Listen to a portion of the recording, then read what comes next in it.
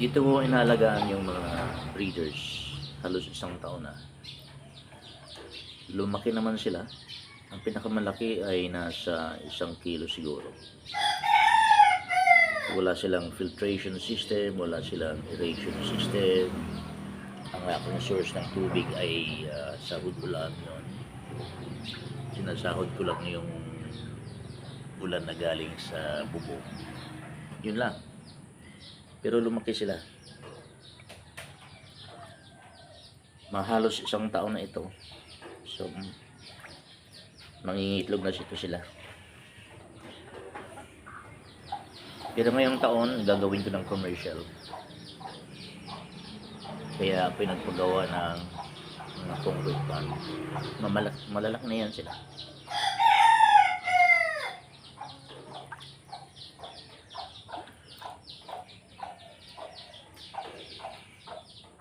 Ayaw pa nilang kumain.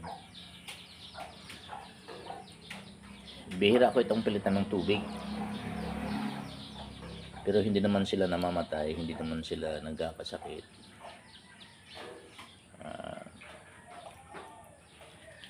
Pero ngayon, nagpagawa na talaga ako ng pond o kaya ay concrete pond o tank.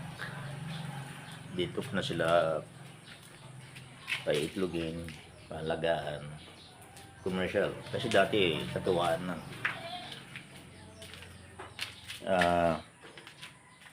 Nagbi-venture din ako sa crayfish.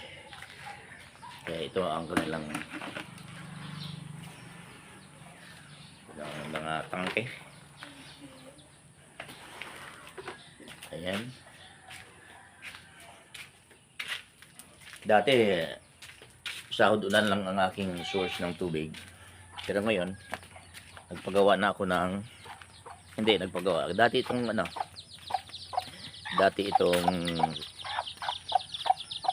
source ng aking tubig. Meron na rin yung makina yan. Ayan.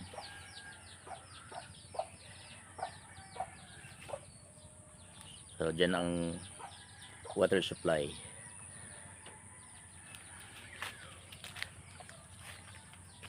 Tinabunan ko lang ng plastic yung makina para hindi mabasa. Ito yung aking mud pond. Dito ako nag-aalaga ng tilapia. Yan. Meron akong rest house sa gitna. Matagal ko na itong mini-maintain pero hindi commercial. Pang ulam.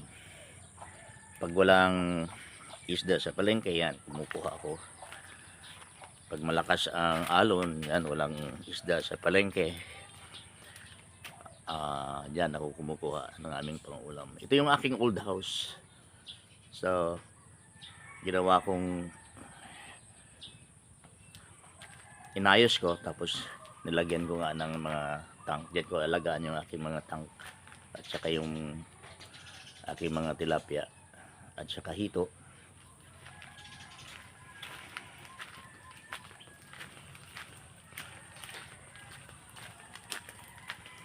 Nung mag-feeding ako ngayon sa aking tilapia, ito yung aking rest house. Dito naglalagay pagkatapos ng aking retirement. Dito naglalagay dyan ang aking guitar. Din ako nagpapahinga. Dito ako nagbabasa. Yan. Dito rin nakatago yung aking ilang mga fishing gears, fishing rods. Malalaki na itong aking tilapia. So, next year, ngayong year, gagawin ko na itong commercial. Kasi may nakita ko sa YouTube na ihaw sila. Ay, yun ang gagawin ko para additional source of income. Malalaki na itong aking tilapia. Binabaha ito, pero hindi sila umalis.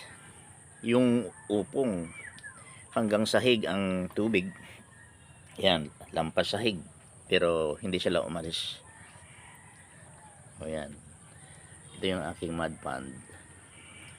So dito ko alagaan yung mga tilapia kasi mas maganda dito. Pero lalagyan ko ng net para madaling i-harvest, para i-market. Yun ang aking bakuran. Medyo mahirap i-maintain. Yan, ako'y napapaikutan ng mga kahoy, yung mga Madre de Agua.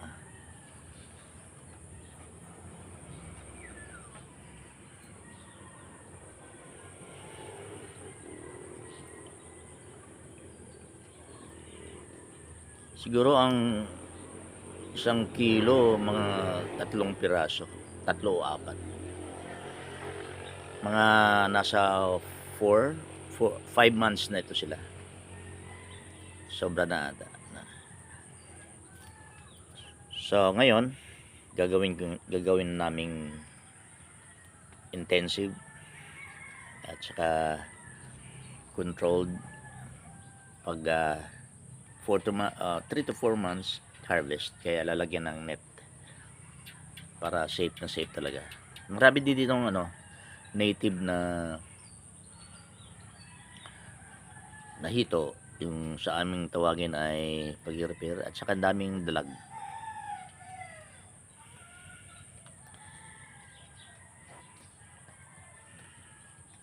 Nangangapa pa ako sa crayfish, pinag-aaralan ko pa.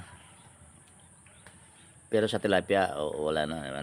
Matagal na ako nag-alaga ng tilapia dito sa amin sa mud pond.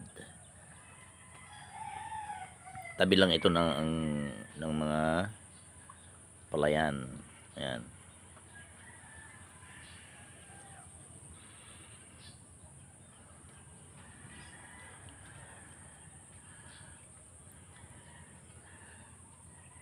Okay guys, thank you for watching.